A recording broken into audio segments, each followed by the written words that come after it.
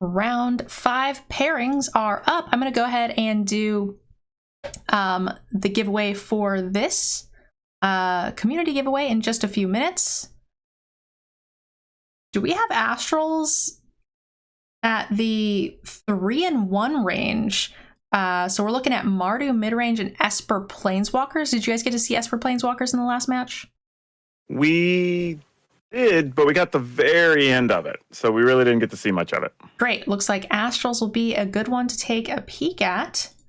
And after this match is over and the commentary is over, I'll go ahead and draw that winner, and I'm going to kick it back to Airball, who is protecting my very sad eyeballs. Thanks, guys. Sounds good.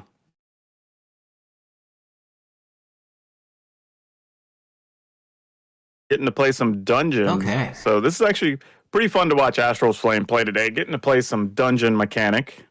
Wow, we are venturing into the dungeon for real. In standard. Yeah.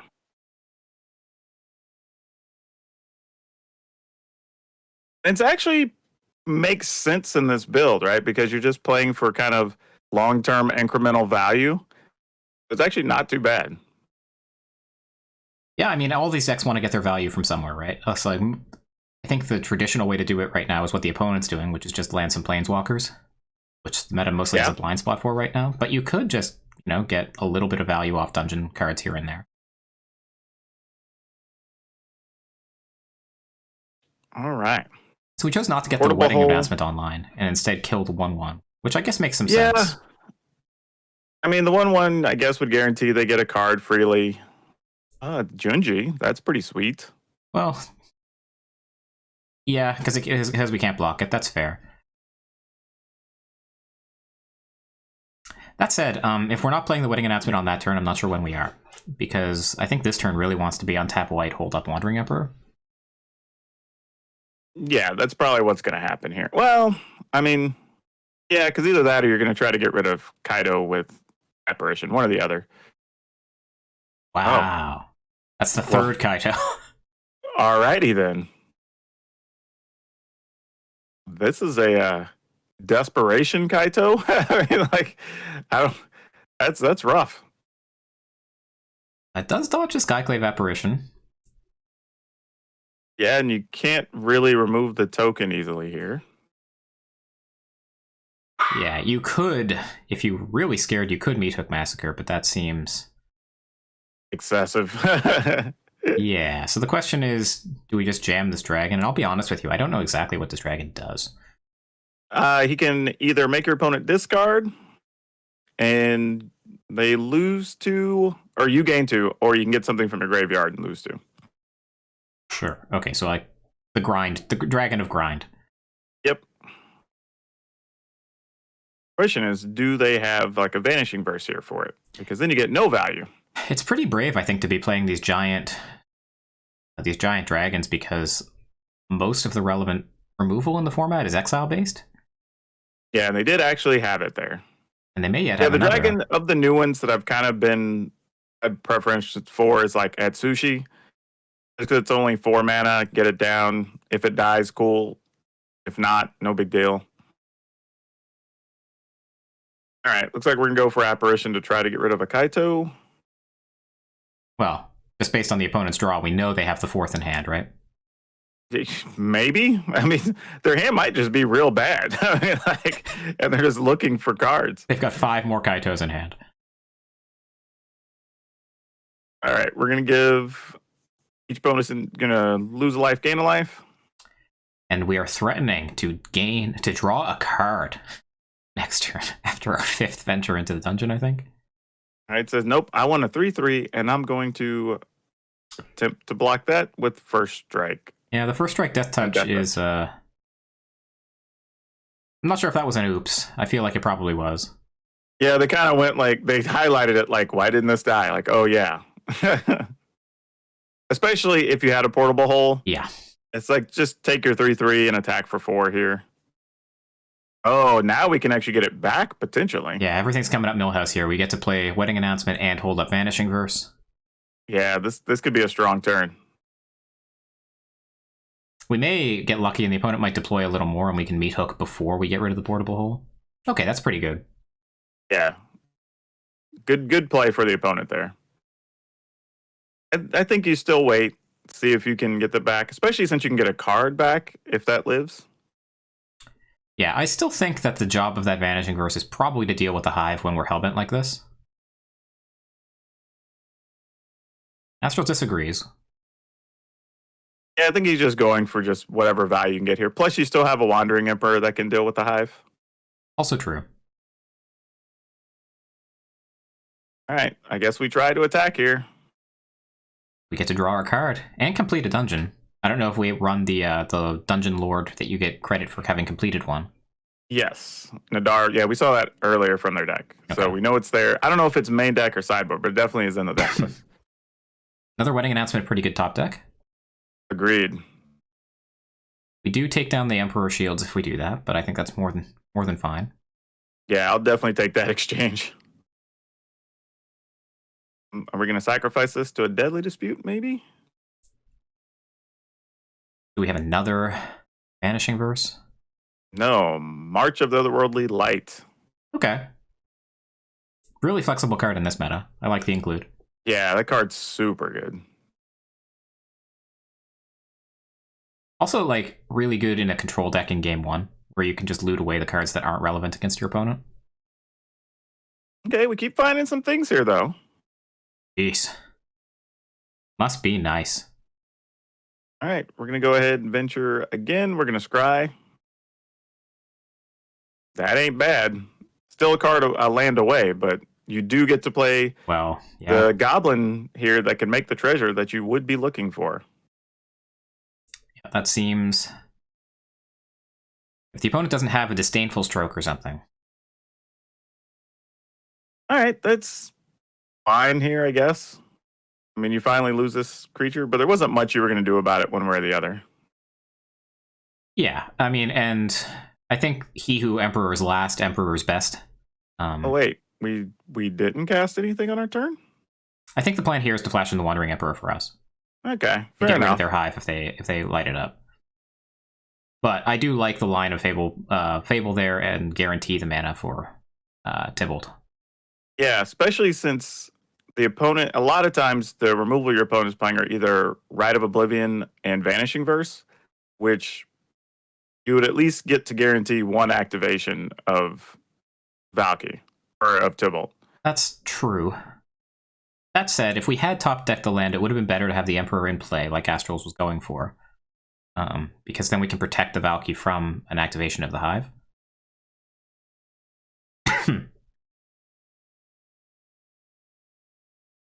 All right. We have a 3/3 Goblin Shaman. We sure do. And the opponent is back to 3 cards. This is a pretty tense and tentative kind of like situation here on both sides. Yeah, both players have their card advantage engine. The difference is that Astral's card advantage engine eats his opponent's card advantage engine. Yeah, this is also interesting too, because like I could see the hesitation there on like, do I just attack into their planeswalkers? Like, what if they have Vanishing Verse? You know. Yeah, it does.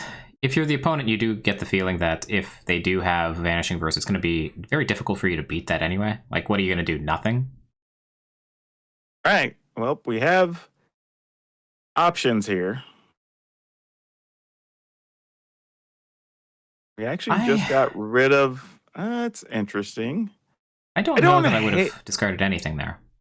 Yeah, I was just thinking that too. I don't hate the discard, but I don't necessarily love it. I sort of get it with where you're at, because you can just... Oh, I mean, you could have just killed her anyway, right? And held on to that?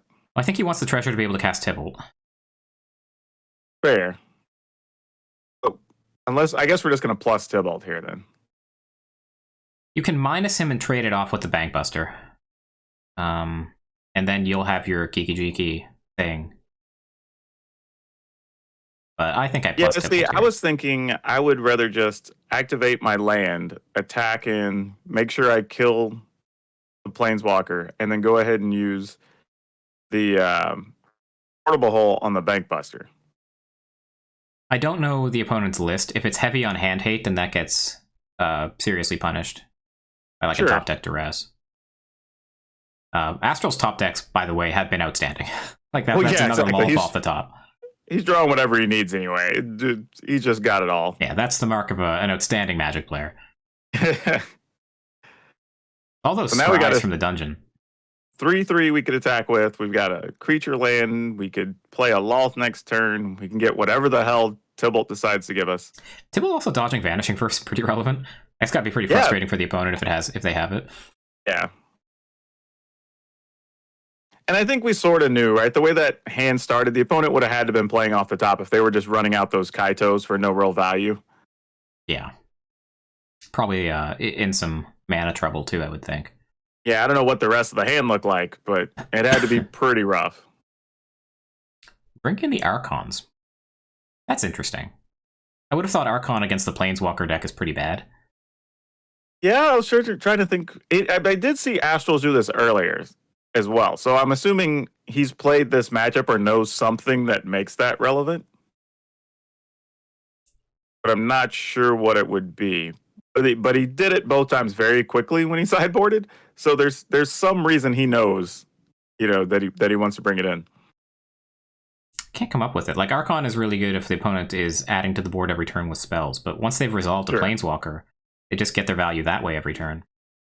Yeah, and I don't know if it's just a cheaper attacker, just another threat, but there's some reason he definitely wants it. A 3-mana creature that does nothing when it enters play feels so bad against the Wanderer, right? I would think. But he's also not bringing in that other wedding announcement here either. I think I just want to go for like the max grind here. Like I think I would get rid of the Archons. I'd bring in the wedding announcement. I'm okay with not bringing in the Skyclave as... Yeah. I mean, there's a few things you can get, but it's not going to be game-breaking one way or the other a lot of the time. Also, that Sorin avatar is sweet. Sarkhan? Yeah. Or Sarkhan. Yeah, I don't know why I said Sorin. I think it's because I've been seeing so many Sorins.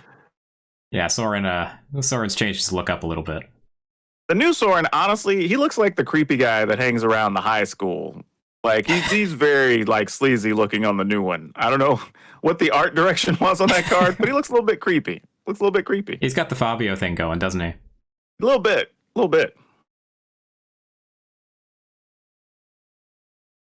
Sorin the Shirtless, exactly. All right, so we're going to be on the draw here. That's a solid hand to start with. Feels pretty good to me. Yeah, you get a duress that's probably going to give you 4 or 5 options to pick from. Just need a way to find land. Broke March and Sorrow. It's called scrying from an adventurer. That's how we're going to get there. Yeah, opponent does have March and Iganjo as creature removal. And they might actually want to march this. It's silly as that sounds, it might still be worth it, just because of the long-term incremental value. Yeah, and I think you do this now. Yeah, especially when you know your opponent's deck is slower. It's going to take them a while to ramp up. Just give yourself a chance to get caught up here. That's an excellent draw. Yeah, and you get to untap with the Disdainful Stroke up, so that's also pretty sweet too. So Astrals knows you have it, so you probably just wait to try to cast one of them during your end step, you counter, and then try to resolve the other one. Yeah, Astrals gets to live his best life here, right? Like, the opponent, it has to hold up Disdainful Stroke forever to deal with the threat of the Wanderer, and if they don't, then you get to draw cards off of the Bankbuster. This is a little bit of something, isn't it? Do you care? Like, I don't. I might actually. Man, that's a Rite of Oblivion, not a Vanishing Verse. So we have a portable hole for the 2/2. Yeah, exactly. I was thinking I probably don't care a lot because here you're just going to be chump blocking anyway, right? I guess the 2/2 doesn't crew the Bankbuster, but yeah, I might have waited to draw a card with the Bankbuster.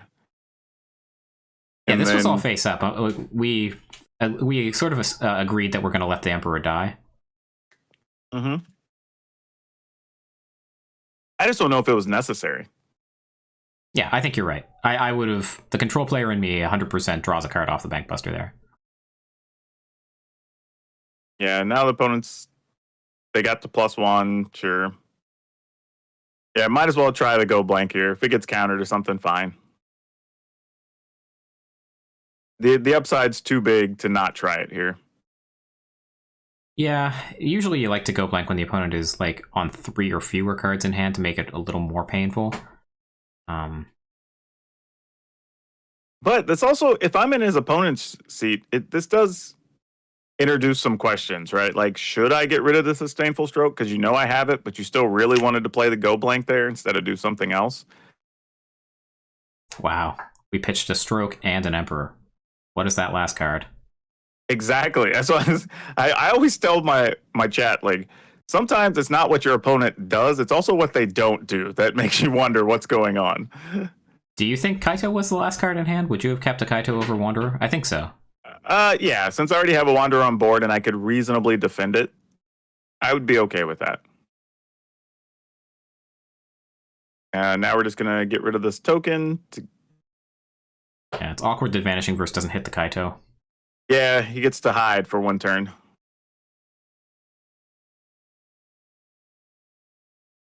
But this does open the door for quite a few things to happen here. Untapped land lets them start drawing with Kaito, though.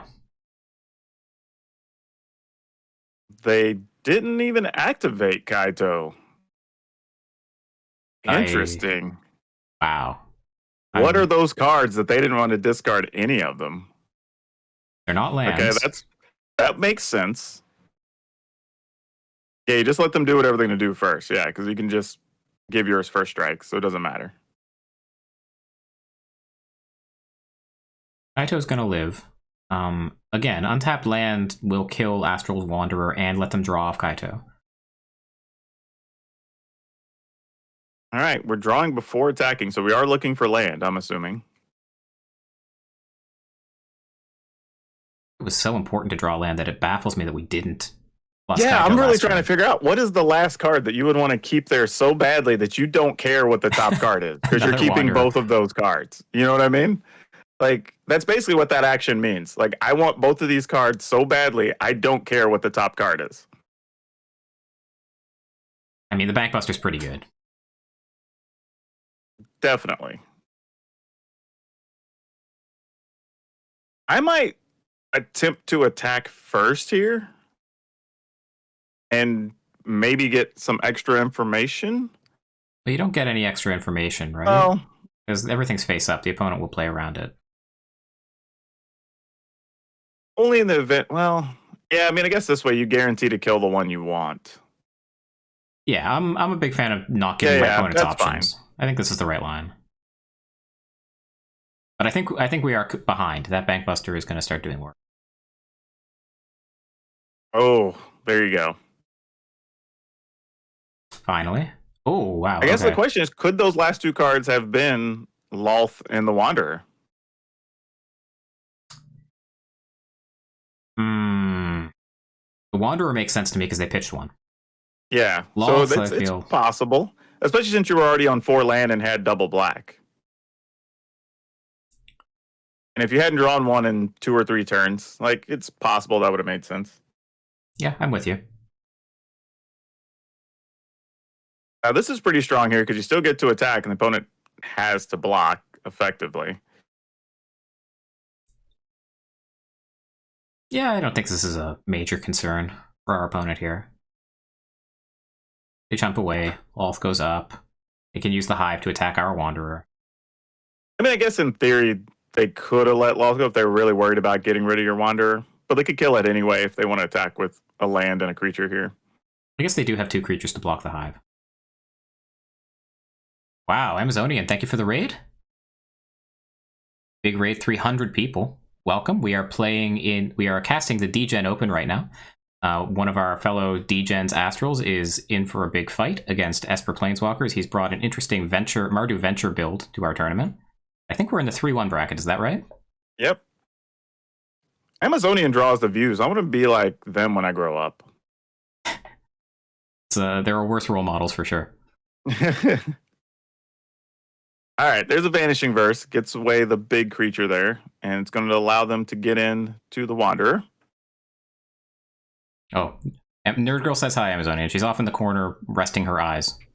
But she says she loves you. All right, and this is kind of what we were talking about. These Bank Busters now. That is a... Oh, we're mana short, though. Oof. Wow, that's unfortunate. You're like 2 seconds ahead of me, so whenever you speak, I have to try to figure out what's coming. Yeah, I'm actually watching directly on whenever we're streaming. I just go straight to the person's stream. No, it's like a fun puzzle for me. Like, what are we 1 mana short of? Oh, that's tough. Okay. That's tough. Yeah, don't even kill the Planeswalker there. Yeah, this is about to be real bad because now you're going to be giving up potentially 3 cards a turn in card advantage here. Yeah, and we're not going to be able to realistically defend Valky either. Yep, and you don't really even get to. So there you go. Like, that's a thing. Yeah, that's tough. Yep, looks like we're going to be going on to game 3 here because I don't know what we could draw that would... So Astrals did have Farewell on the board. I don't think he brought it in. But maybe he did. But even I think we left it in there. I don't know how many he had, but I'm pretty sure we left 1 in the sideboard. We've got a nice 3/3 for 3 plus a scry. Yeah. But your opponent's about to get another 2 cards here and be able to attack with the 4/4 plus. If Farewell's in the deck, that's what we're drawing for. My concern, though, is that even enough? You're still going to be behind on cards. They'd still have a Lolth and a Wandering Emperor. Yeah, I feel like it's got to be like top 3 cards to draw. And even that, I'm not convinced is good enough. Yeah.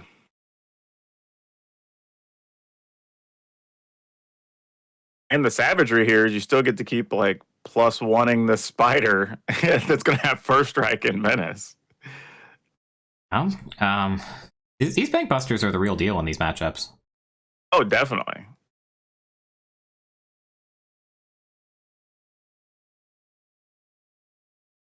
So we play Sorin. Yeah.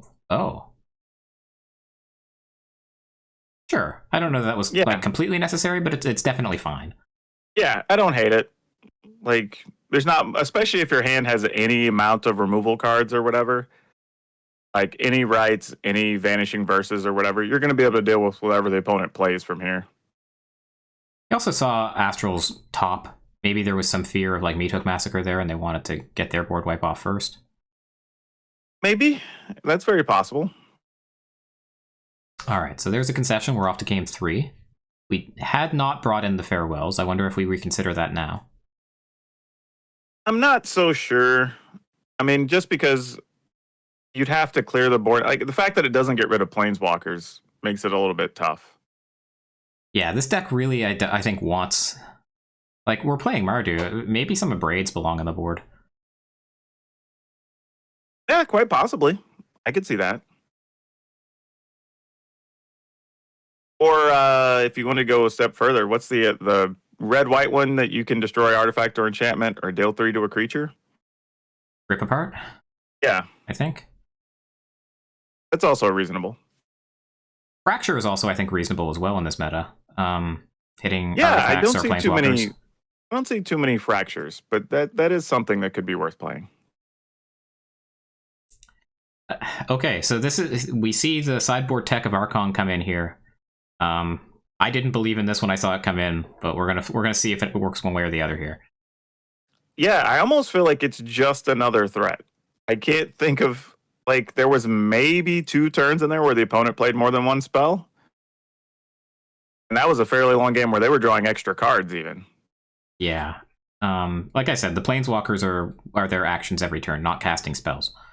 And also Archon not great against decks that have a flash plan, which they do in the form of the Wandering Emperor. I mean, I guess I was just about to say this. Like, I think it also draws a bullet. So, I mean, Not sure it even does that. It's something that gets rid of a Vanishing Verse, I guess. I will say on the play, it's a little better than on the draw. The opponent's a 3-color deck. A lot of their stuff will come in tapped. It can take them off curve. But that's like the only other benefit here. Yeah, drawing a card. And that can be a tough choice, when you're playing Sorin in these matchups, because it's very tempting to say, okay, I at least want to still get a threat if they do get rid of my Sorin. But you're kind of playing a long, grindy card advantage game, too. So I kind of get wanting to draw there instead of making the creature. Though I don't think making the creature's wrong. I kind of just understand where he's coming from doing it. I am almost fine saying that Sorin always wants to draw a card in this matchup unless you're going to die otherwise. Sure. Because you have a choice between either a random card from your deck or a token. I think the random card from your deck is almost always going to be better than the random token. All right, we're deciding we're going to get in instead of saving for the Wandering Emperor, but that's probably fine there. Yeah, your opponent missed the land. They're behind. They're obviously digging to find land 4 here. Yeah, this is where you put your foot on their neck. Looks like we pretty whiffed. Savage Duress, though. Okay. Still feel way ahead here. That's pretty strong for the opponent, though. If you're just going to be out of cards, and out of just... this is a spot where I kind of come back where I might have drawn with Sorin. Honestly, to be honest with you, I did not even consider making the token. I thought it was a pretty clear draw. I think I would have drawn here just to give myself more possible options. And I certainly don't make the token pre-combat. Oh, yeah. Definitely not there.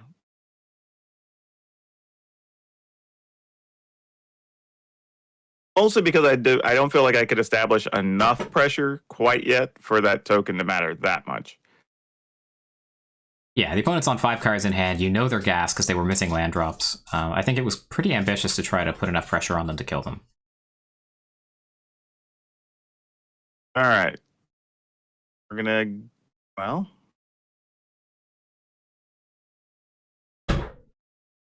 we probably fear the Emperor here.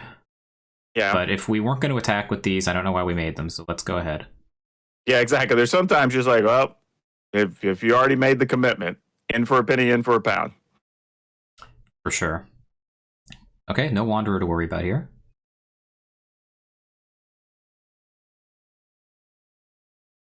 Okay, never mind. Yep, we find it. That. There was one. Able to play it with the treasure. All right. So there is a 4/4 now you're going to have to keep aware of. Yeah, and the 2/2 Vigilance. Yeah, you might as well get something in there. Going after Sorin. I can't see behind Astrals what Sorin is on right now. Sorin, I believe, was on 2. He's dead. We chose not to trade our treasure generator with their 2/2. Makes sense. And we're going to get to loot away these 2 useless lands. Ooh, but opponent finds Kaito, they're going to get to draw. Yeah, this looked really good for Astrals early, but... Because of the lands that I had in hand, I might have traded for the 2/2. Well, we're going to get to pull 3 cards off the top. And we do have, like, Tybalt and stuff. Skyclave Apparition this gets way rid of too late. Bankbuster.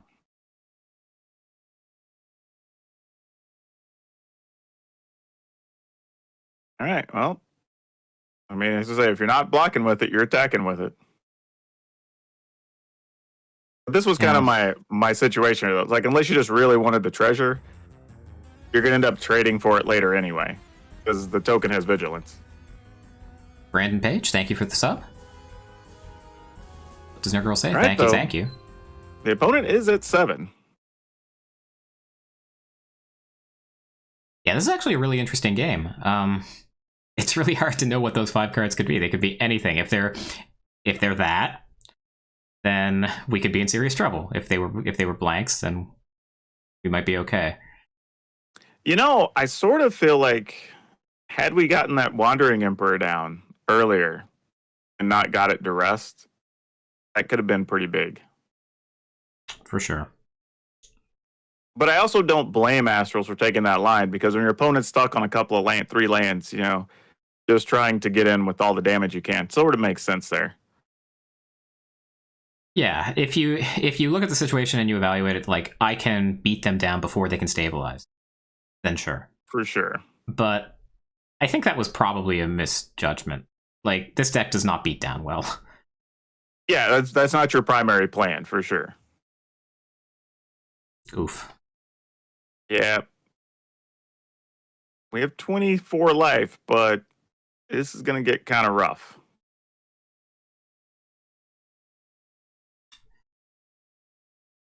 Yeah, I mean, that'll let us grind a little longer. I mean, do we draw here and maybe try to find something to get rid of Lolth? I think we have to dig for Vanishing Verse if there's any left in the deck. It's tough sequencing-wise, right? Like, if that was the plan, we should have done it first. Because if we draw with the Bankbuster now and find, like, Tibble, it's vulnerable to hand hate. True. Yeah, I always hate having to decide what dungeon here, because it's just like, okay, where I'm at this stage of the game, what's the opponent's life total? Can I go for each of us losing life and still not die? Like, It just feels so bad for me, like, to watch people tank for so long on things that affect the board so little.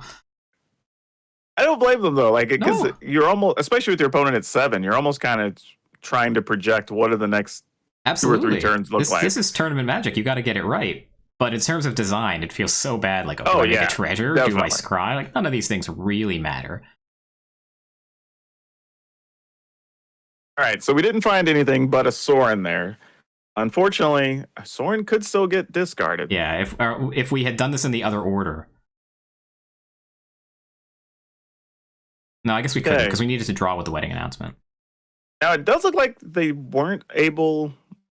I guess they can still draw. Ugh. Oh no, what is it? Check for traps. Beautiful. They do go to 5 here, though. Yeah, we have a token generator and we run Meat Hook Massacres.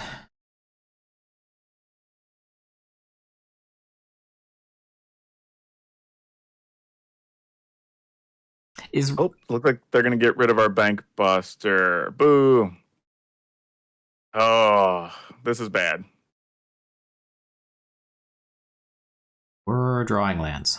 So this is the penance for our top decks before being so good.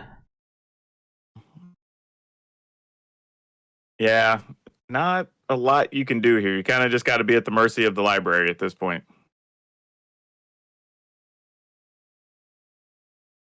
On the plus side, the opponent is low enough that they're only attacking with 1 creature. Yeah, the 20 turn clock is not super frightening yet. So you do have time, and your creatures are about to become 2/2s. So there is a little bit of upside here. And they can only draw so many cards with Lolth. And maybe the plan is to deck them. Or, we get our Meat Hook, put them pretty low, try to drain them. How many cards does the opponent have in hand? 6? Yeah, that's a lot of cards. Wow. So many cards, in fact, that they're willing to just throw away a Lolth. But this is what I was saying about the dungeon, right? Like, had we chosen to go in the whatever the short dungeon is, and you have the 3 drain life options, that could have made a difference here. Yeah, maybe we reevaluate that now. Oh, we can't leave this dungeon now that we've started it, right? Correct. Because that would be broken. If you can do multiple dungeons hop at the same around. time. Yeah. But that's what I was saying. Like, with the opponent being at 7, there was a lot of decisions to be made on which dungeon to actually attempt.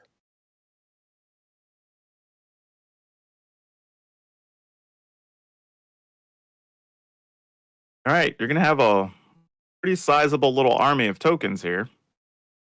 So it looks like a board sweeper is incoming if they're just going to go ahead and shields down, attack with everything. Yeah, it's hard to imagine anything other than Doomscar. Yeah. Meat Hook, I think, even if they're not, I'm always blocking there. Like, if you want to bluff me, go for it. But, like, I'm giving up at least 2 tokens in that exchange. Yeah, for sure. Especially with the opponent at only 4 life, I'm like, sure, I'll do that and gamble. How about a 1/1 for 2? You do get extra dungeon value, though. If we ever get to attack with it. Yeah. It does actually get to attack down both spiders with first strike. That's true. That's true. So it's a little bit of something, a little bit of upside. Question is it enough, though? I mean, opponent's got 6 cards. I can't imagine they don't have some removal card that's relevant here. If it's all Vanishing Verse, it doesn't hit the Adventurer. That's true. Though they could plus and be able to block with the Bank Buster. It still wouldn't matter, though, because it's first strike and death touch. Well, it's not first strike on their turn. No. Well, only when attacking. Oh, we're looking at how to get some more counters onto Lolth? Sure. Why not? The world's your oyster. Going to 3. Another Bank Buster. We are flying close to the sun. Oh, just a land off the top. Right climb pathway, probably not going to do it. Does that leave us dead on board? Yeah. That's going to do it. That's 8 damage. Now we're dead. Wow. Yeah. Wow. That was really, really close. Yeah, that was a match that like really felt like it was decided in the early turns, and then everything else felt sort of like fait accompli after that. Yeah, and that's kind of one of those things I was talking about recently on stream, and I think maybe on a YouTube video as well, where a lot of times we'll get to kind of that stage of the game toward the end, and we're like, oh, well, my opponent got lucky and drew, I got unlucky and drew 3 lands in a row or whatever. But if you rewind, a lot of times there's kind of like, but if I'd have made this path down the decision tree, does the end of the game look different? You know, like, and sometimes you still might have made the right decision at that point, but I think it's good to go back and reevaluate, like, was it the best decision? You know, because like we're talking about there, could you have taken the time to try to get down the Wandering Emperor, since we know they were playing a reasonable amount of discard, right? Like, yeah, possibly is the correct choice there, right? Do we choose the dungeon where you get to drain your opponent a couple of times when your opponent's already, at 7 life? Like, maybe. Yep, and there were definitely some interesting sequencing decisions, and it's really easy to just, match that goes, or a game that goes 30 turns to forget what you did on turn 2 or 3. Oh, sure. And again, I don't necessarily blame Astral for taking the line they did. I mean, it's definitely a logical path to try. It just didn't work out. Yeah. However, this matchup is interesting because the Mardu side of this is actually really aggressive and really cool. Detsugu Consumes All seems like a nightmare card for James to deal with. Yeah, it's pretty strong here. And looks like they already have a Showdown of the Skulls, which is adding counters to stuff. So what do we do here? We can either minus the Sorin and live another turn. No, we can't. We cannot live another turn. We have to draw with Sorin, and we have to find a card that's 1 CMC or less. Yeah. You don't have Trample at the moment. They have a creature land, though. Yeah, and doesn't matter. Has Menace, yeah. Yeah, it doesn't matter. You have 2 Menace creatures.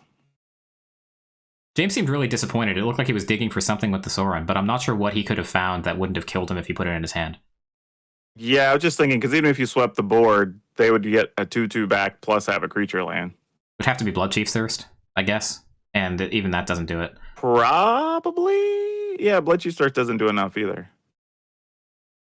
Yeah, that's just kind of it. Maybe Fatal Push, if that were legal. Yeah. All right.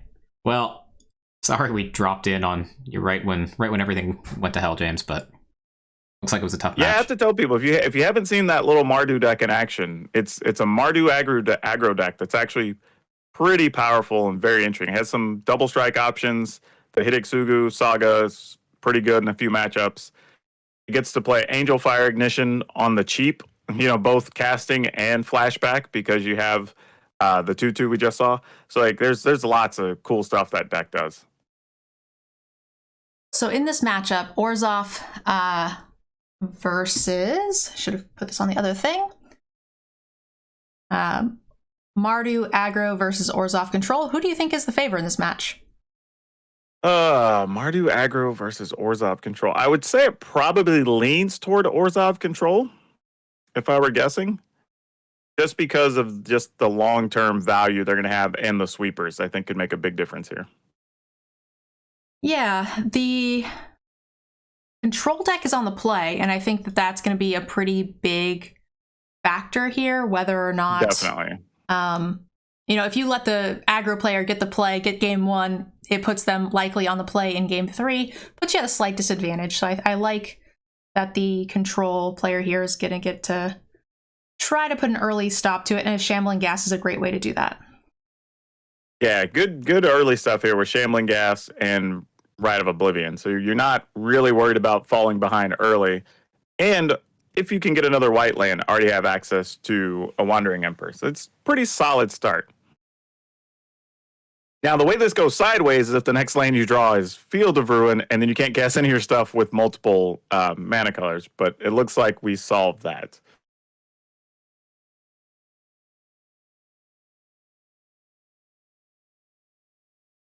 Yeah, so just saying, all right, let's just go ahead and get rid of it. Getting the treasure, which makes sense here, especially since you're stuck on 1 black mana right now. This opens up a few options.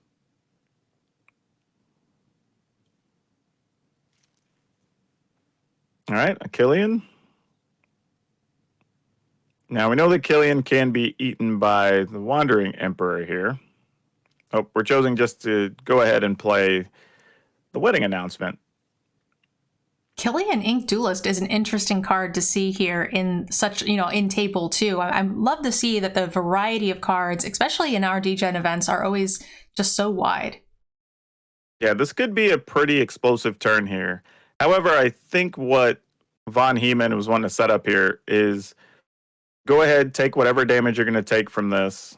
However, because of that, I was just about to say that, because of Angel Fire Ignition, you don't actually end up with this ever being tapped, and you can't kill it with the Wandering Emperor, which is one of the benefits that brings to the deck.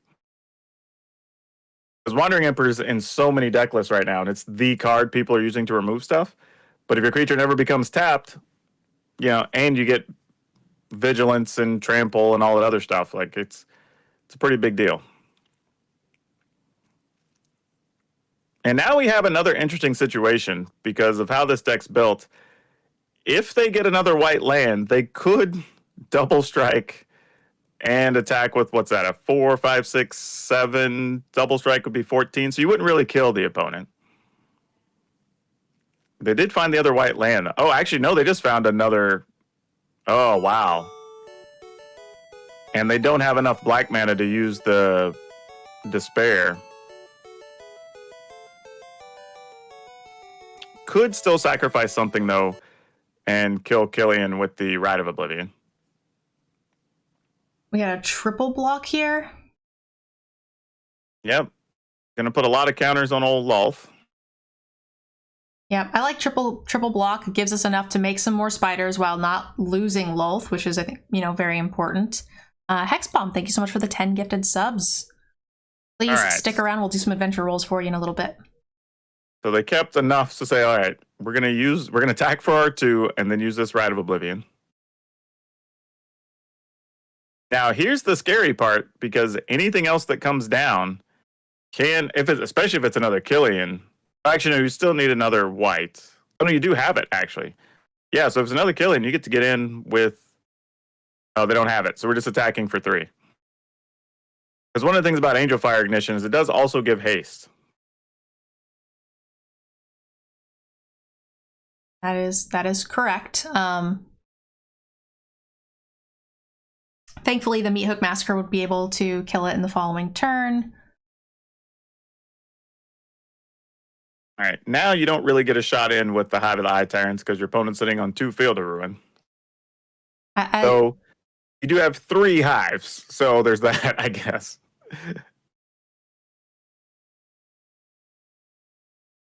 Yep, here comes a big hit.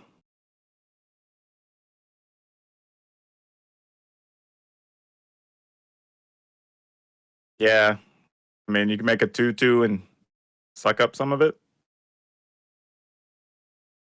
I guess it's a 3/3, actually.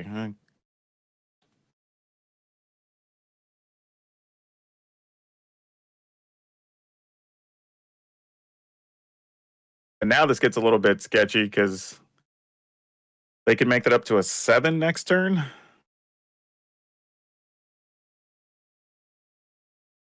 We could just meat hook for 4. But then you still have to worry about the Hive of the Eye Tyrants. Ah, this is ugly. Certainly is. I mean, I guess there's a world where if you were willing to meat hook, you could have attacked. See, well, no, that doesn't do any good. I was going to say, because they're probably not going to block there. All right, so this is a 6. We can turn it into a 7. Do we give it double strike?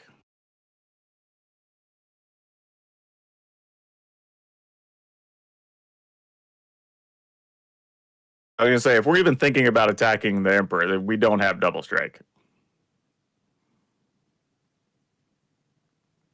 That is definitely true. Because like I can't think. I'm sitting here going like, if I can even remotely threaten lethal from here, I'm like, I'm not even worrying about this. Yep. Opponent, we just go down to 6. They gain a bunch of life. They're at 37. 2 cards up with 3 mana available. Looks like we're going to go ahead and kill one of the Hive of the Eye Tyrants. Getting one of the Hive of the Eye Tyrants here also helps us get a swamp, which helps us potentially cast the Invoke the Despair in the future. Yep. Now you just got a top deck of Black Source, and you can just kind of hop right back in this. Oh, yeah, you have enough to do both of them. Yeah, so you can go get all the black you need right now.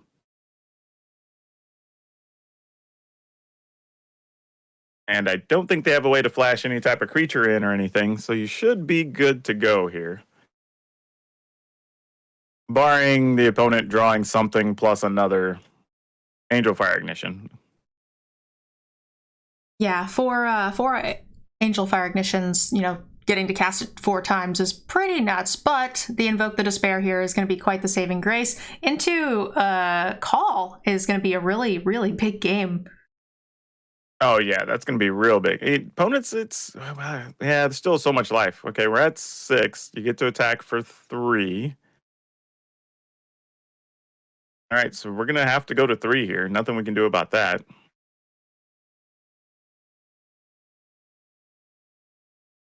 All right. We kind of got all the right cards here. It's just, is it enough? It's looking pretty good, to be honest. Yeah. This is not a terrible spot. We're going to get to put some pressure on, make some angels. Biggest fear here is if Murph can come up with some sort of board clear and then again apply pressure to the board.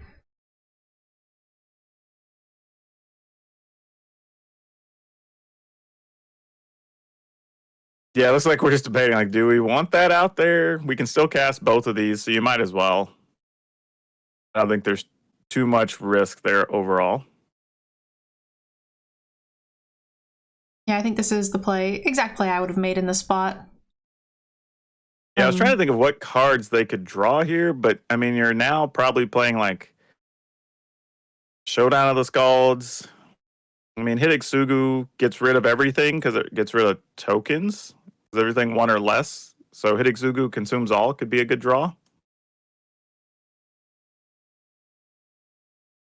Like there's still some outs here.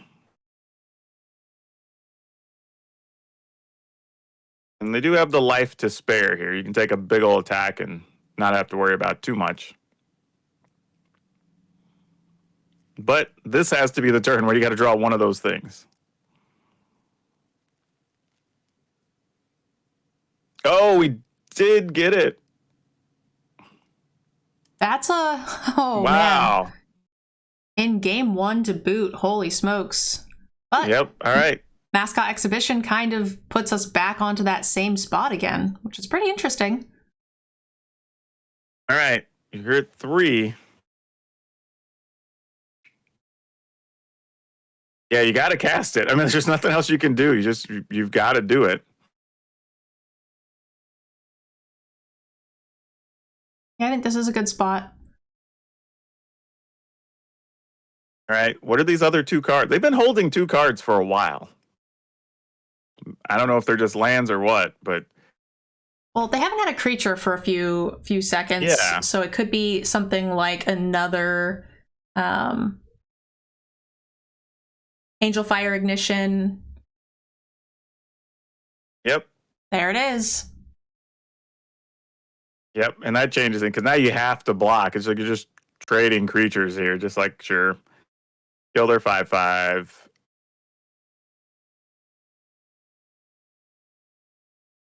Oh, this gets real rough now. Well, the Lolth really helps in this spot for sure. The problem is the land also gets trampled, so you're gonna have to block with everything. Yeah, the Vigilance, the triple Angel Fire Ignition draw against Wandering Emperor is just such beats. Yeah, it's rough, but you are getting that +1 to all your stuff, which is huge. And Rite of Oblivion keeps you from having to worry about another creature, which would have haste from the Angel Fire Ignition. Yeah. So that's actually pretty strong.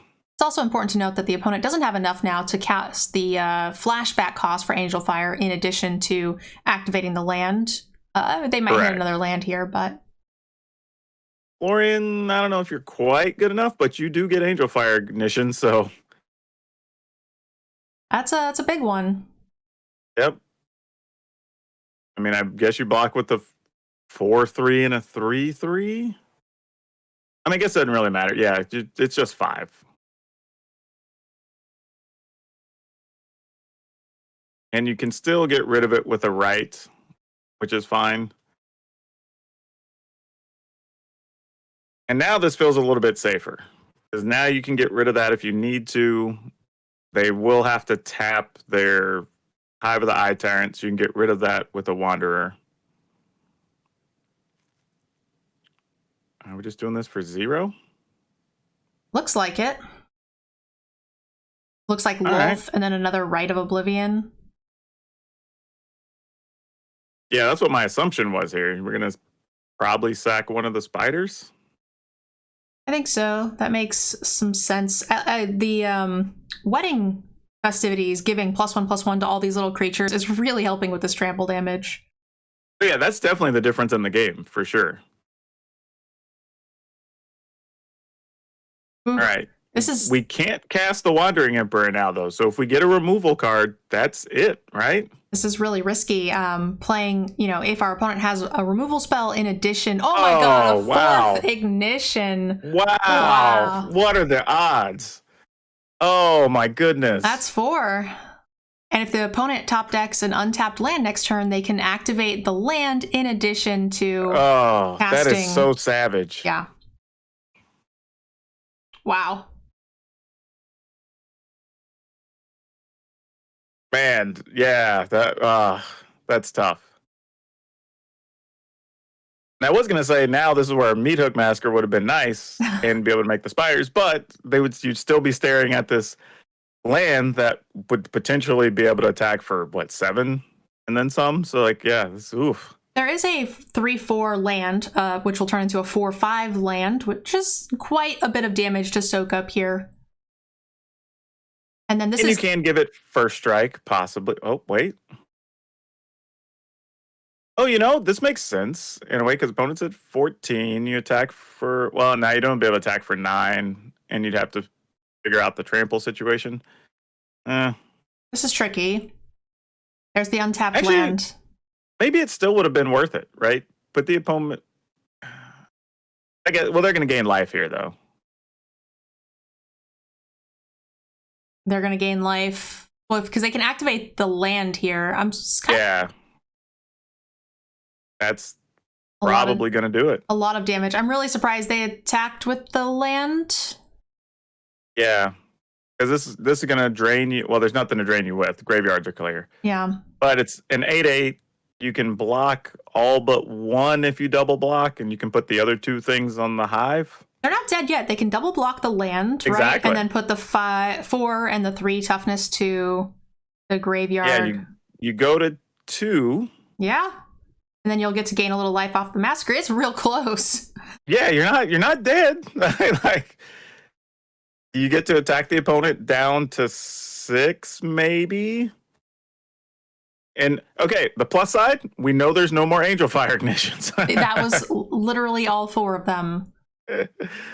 So there's that. That matters. Okay, that's a big body. Yeah.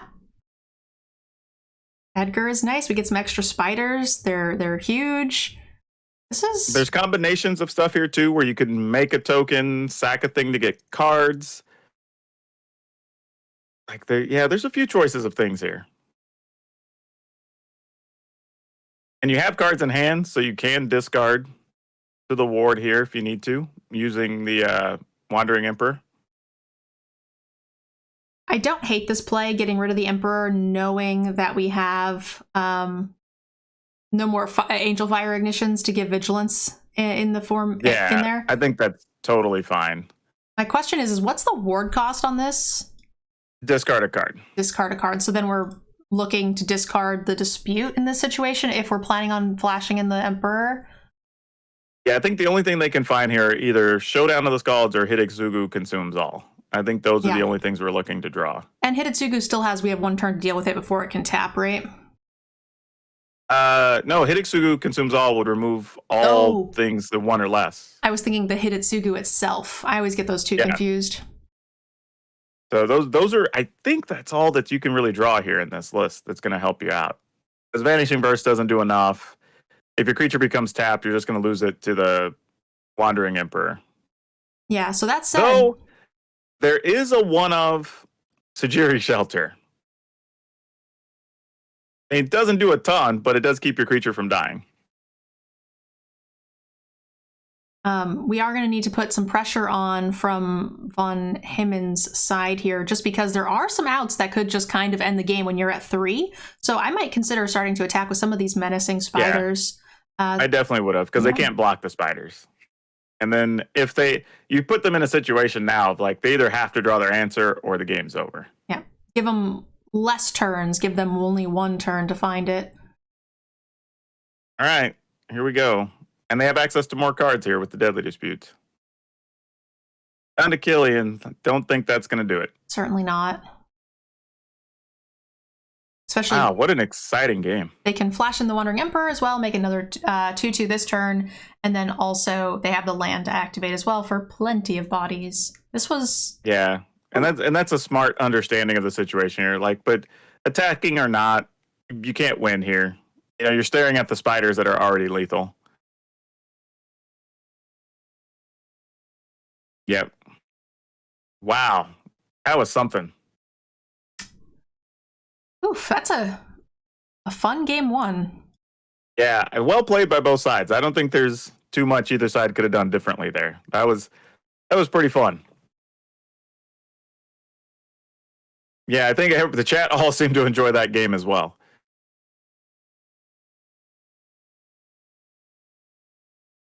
Hello, the duck is angry. How you doing?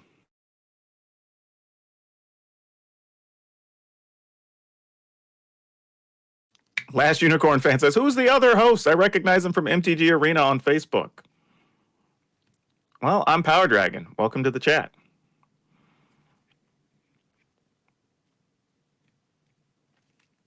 There is a link there to some of Power Dragon's content, but it looks like we're going to go ahead and get into Game 3. And you did say you favored the control player in this matchup, so far, you're up a game. Yeah, and the crazy thing is, the times I don't would be when they actually draw multiples of the Angel Fire Ignition, and you actually survived that, so that was awesome. Surviving 8 casts of Ignition is quite impressive, especially considering your hand was mostly Wanderers. Yeah, just so good there. Yeah, I unfortunately for the Mardu player, they only drew 1 Hitotsugu, which is really good in this matchup to get rid of all the tokens. And they didn't get any of their double strike cards during all those shenanigans with the Angel Fire Ignitions, which would have probably put the game away. But yeah, it's really big for Von Heyman here to be up a game. But I will say, the Mardu deck has several powerful starts. So you almost are looking for an opener here that's going to have possibly even 2 removal cards. Just because you don't want to fall too far behind early.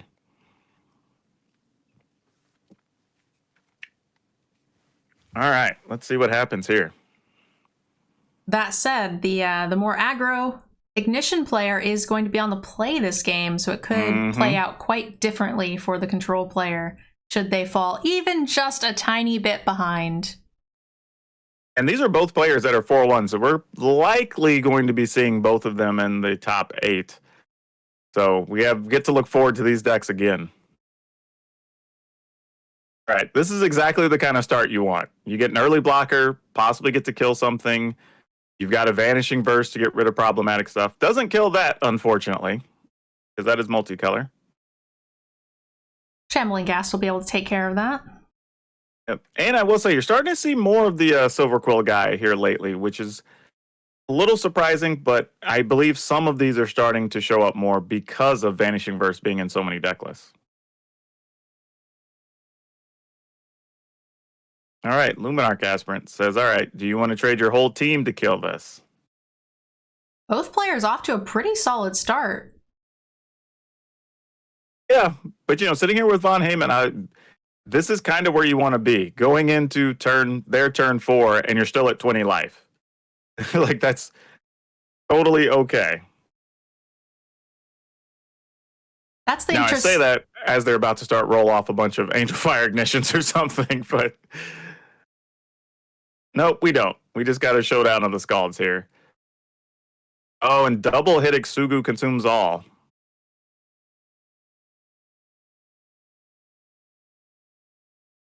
We have Von Heyman here with mana for Invoke the Despair already, which is a pretty good spot to be in, considering if the opponent decides to go ahead and drop the Hidetsugu consumes all, then you can leave your opponent creatureless, which is really nice. Kind of keeps them locked up on mana. Yeah, this is big because now you can't really protect anything from the Wandering Emperor. So, like, they can, even if those go away, Wandering Emperor comes down, gets rid of the creature, and then you get to cast Despair and get rid of an enchantment.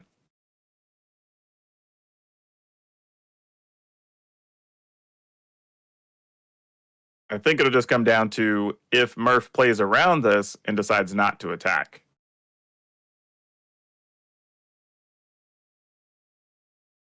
Kind of interesting that they chose to take the environmental science at this point, given that they've got 5 mana total in hand, plus the treasure. I think I might have just gone and taken like a win condition because we saw how important those creatures were against the Ignition. And we know that they have the 2 Hidetsugu consumes all out of the deck already. 1 on the field and 1 was just exiled. So we know that, the tokens are a lot safer than they typically are. Yeah, I'm with you on that for sure. Even if you don't take that, I mean, you could take another removal card. I don't know how important getting a 6th land is going to be here, especially since you already had like Deadly Dispute. Draw a bit deeper.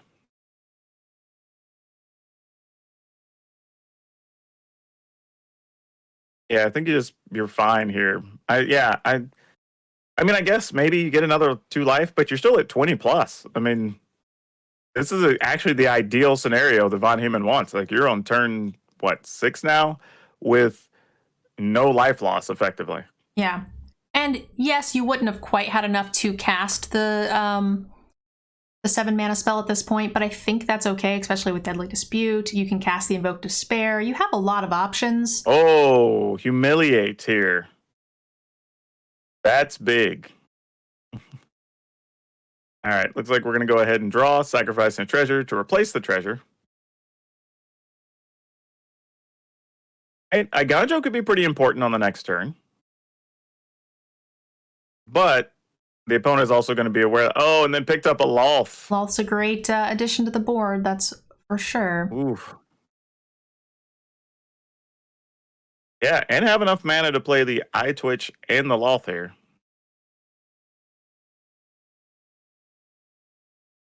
those like sizing up things going, maybe I don't want to play Loth and I just want to play the Iganjo channeled here. Now, depending on what's in their hand, they can get a huge hit here to try to kill the opponent. Because the ability here on this creature is that if it deals damage to the opponent, it gets that many counters. And then if it's dealt 10 damage or more in a turn, you win the game. So if they can find a way to trample it, double strike it, which is possible here, that could still be game over. Yeah, it would be really, really close. And Ignition plus the double strike card could be quite the blowout. There's the third Hidetsugu consumes all. That was one of the things. Not a bad start. Yeah. 3 of them out of... that's a lot here. Yeah. Wow. All right. Still have 2 mana open, and with Killian, that could be a lot of stuff. All right, we're just going to take down Loth.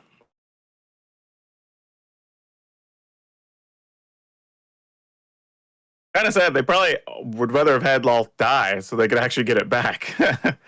Reloaded, but that didn't happen. All right, so now we got decisions. Do you want to make a Samurai? Nope, we're just going to plus. We do still have a land we could block with and still use... Let's see. Yeah, we have enough that we could actually... Nah, you'd be 1 short. So you're going to have to either activate the creature land or use Iganjo. We can't do both.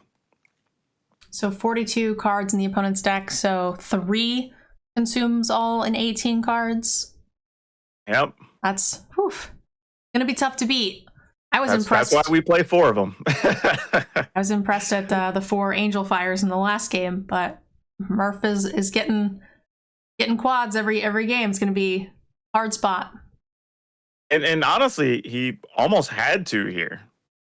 The game was starting to slip away pretty seriously. Mm-hmm. Agreed. Yeah, now Murph is like, okay, you obviously didn't play anything last turn. You've got 4 cards. Probably just going through all the progressions of like, what could this be?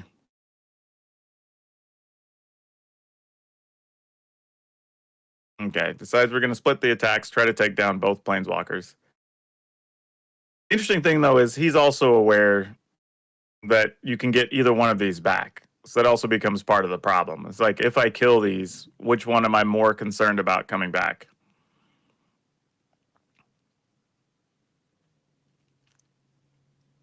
All right, would I rather have to deal with my opponent having more tokens? Okay. Says I just want to make sure I kill Loth here. Yeah, does the 3... Now, can you pump it? Okay, it didn't have the instant speed pump spell. Because you do have stuff that could put a +1/+1 on it. And that could have turned this into a bit of a blowout.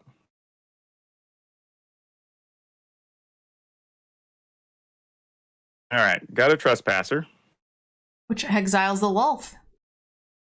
Yeah, good move. Good move. All right, so now that, Confront the Past doesn't do a whole lot here. Get to kill the Hidetsugu. We get to get it back now with this. And that at least give us a blocker. This is a good solid turn here. Making use of all your cards as best you can. And I feel like Murph has still been holding 2 cards this whole time at a minimum. And I can't for the life of me figure out what they are. Yeah, they're certainly not lands.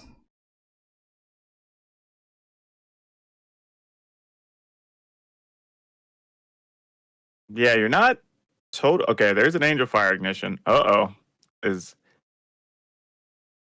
isn't going to end the game, so we know that much.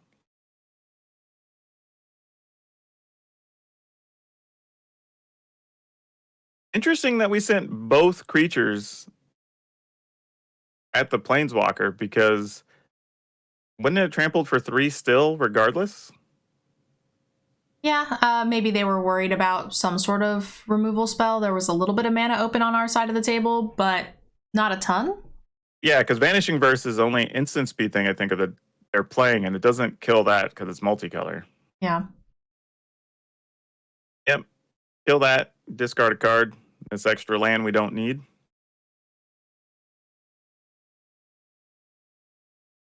All right. This does become a little bit of a scary situation, though. Hidetsugu's token here could be looking to try and end the game. Though the opponent is fully tapped as well, it could be worth just activating your land, Planeswalker, and still attack the opponent. It's probably what I'd be looking at if I was on Murph's side here.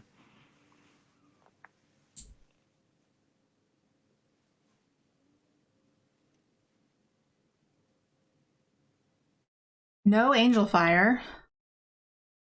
Yeah, and this has trample all on its own. Yeah. So blocking doesn't do too much there.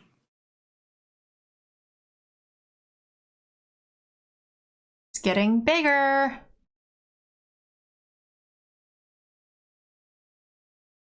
And Heyman still has a deadly dispute, so access to a minimum of 3 cards next turn. And it looks like we might need all 3 of those cards. Yeah. Ouch. Yeah, I mean, you attack. That is rough. I will say it's interesting, though, that Murph didn't even attempt to block or anything. I'm like, just, yeah, whatever. You hit me for 2. Well, I mean, there's little you could block there, right? The Hive, but I don't know if you want your opponent to have access to sorcery speed removal. Yeah, that's what I was like, maybe. Yeah, I don't know what you do here. If you're Von Heyman, because you kind of know the situation. You're staring at one of the Angel Fire ignitions already. This just doesn't feel great.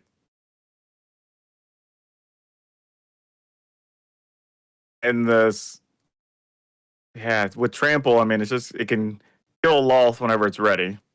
Yeah. So the lesson we've learned is that this Orzhov control deck would prefer to face down a bunch of ignitions as opposed to a bunch of Hidetsugu consume all. Yeah. It sure looks that way. I don't know if I'd put my money on that, but it's definitely working out that way for sure. All right, this Hidetsugu creature is actually getting to where it could hit its alternate win condition. Yeah. It has to deal 10 damage to the player, right? So, like, if you chump some to prevent the trample damage from going through, then you get a little something, but... That's nice. That's helpful. That is the thing. That's what you've been looking for. Now, if that's a Shajiri shelter... Okay, then I don't know what these other cards are. We're just sitting on things this whole time. I'm baffled. I'm trying to figure out what would those be that we're not playing them.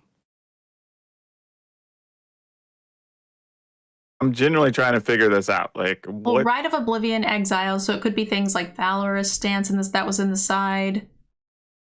Sure. Kaya's Onslaught, but I think we might have used that. No, we would have used the Onslaught last time and try to end the game.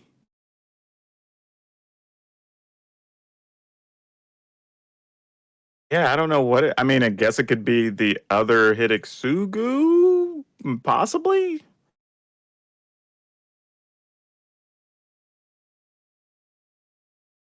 But yeah, I'm kind of baffled. Yeah, and you've got all the life in the world, so just keep drawing cards here.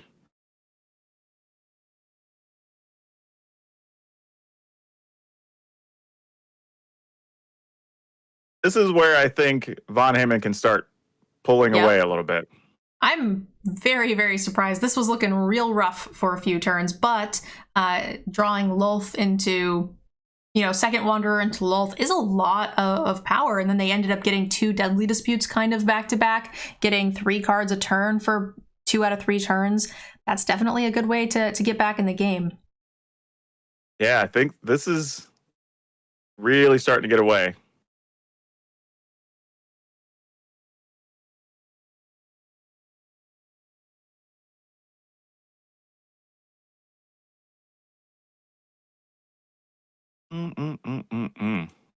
Yeah.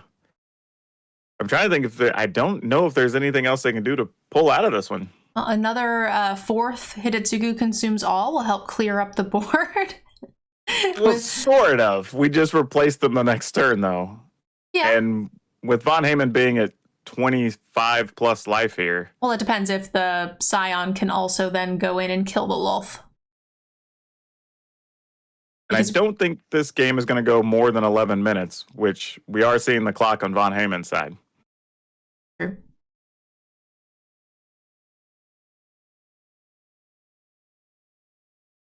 But I guess that is something to consider, right? If we can gain some extra life here from the Angel Fire Ignition, so it is possible that this could still draw out a few turns.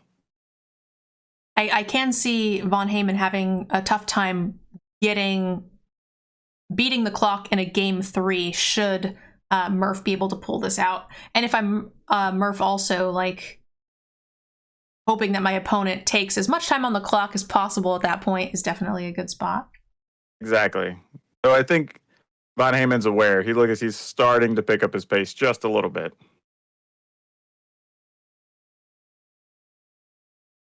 And this is always tough because you want to play quickly, but you don't want to play incorrectly.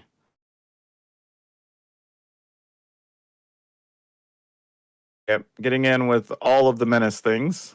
Getting rid of the Angel Fire Ignition. So now you take that threat off the table.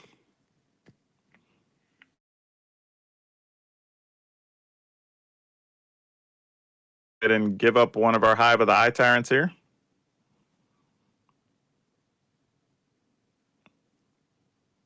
Which makes sense because you get the first strike the laying down with Florian.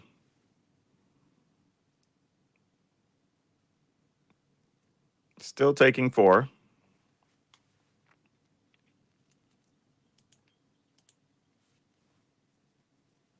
Yeah, I'm trying to think if there's what they would have sideboarded in that could help here, but I think you're kind of stuck at the moment. You really need to draw something like Showdown, I think.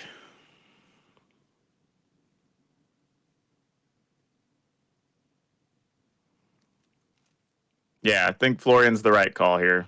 Just take away any options of anything crazy happening with them getting extra cards and stuff. They were hovering over the Hive of the Eye Tyrant, wondering if they maybe forgot that it says non-land permanent. Maybe. I think honestly though, I'd still be okay with them having the Hive of the Eye Tyrant here. Like they have to spend so much mana to make use of it. It still limits anything they can do when you're this far ahead. Especially in a world of Angel Fire Ignitions and other things.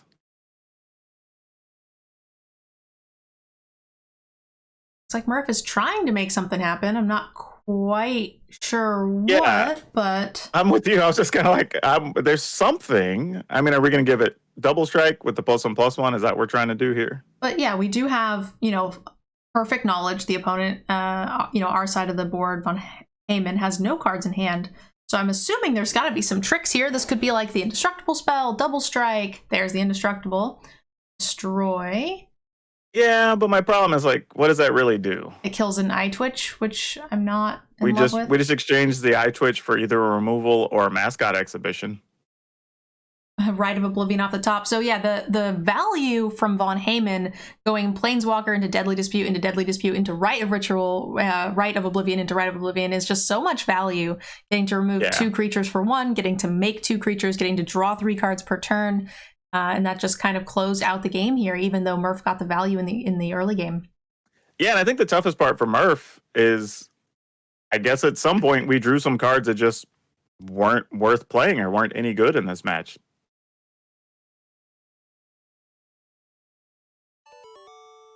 And the only thing I can think of is maybe he only plays 1 Valorous Dance, and we saw that. So, yeah, I don't know. I mean, it's obviously not been Shajiri Shelter because we could have used that to attack or protect a creature somewhere along the way. Vanishing Versus would have got rid of Lolth. Yeah, I got nothing. I don't know what those mystery cards. I mean, down to 1 card now, but whatever it is isn't going to be enough.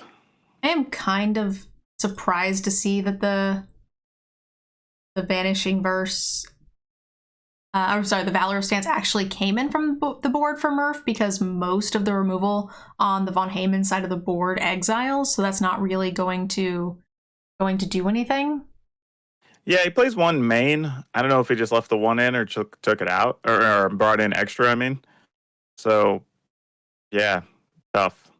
A lot of pressure, and Von Heyman's at 21 life, so I can't see Murph being able to close out the damage here.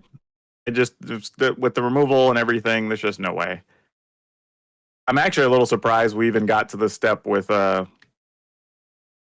was gonna say with Killian even being able to block, but it doesn't really matter. Yeah. These were some crazy comeback games here from Von Heyman. For sure. And like I said, he actually survived the one scenario I thought would be good for Murph. I think that was kind of the surprising part. Yeah, we got a hit Ixugu. That's cool. We found the fourth one. Yeah, it just doesn't do anything here. They're just going to attack you for 3 in the air. You can gain some life, so you can go to 5. So that does a little bit of something. Actually, you almost have enough mana to 1, 2, 3, 4, 5. Oh yeah, it doesn't matter. You can attack with both lands, right? Because you have the treasure. You can activate a hive. Yeah, and still activate the Cave of the Frost Dragon. Yeah. Yeah. Woof. Ooh, man. That took every bit of everything there to get out of that. Control value gets there in the end. In both games, that seemed real scary. Yeah, so congrats there to Von Heyman, because that was actually both 2 very strong comebacks, all things considered.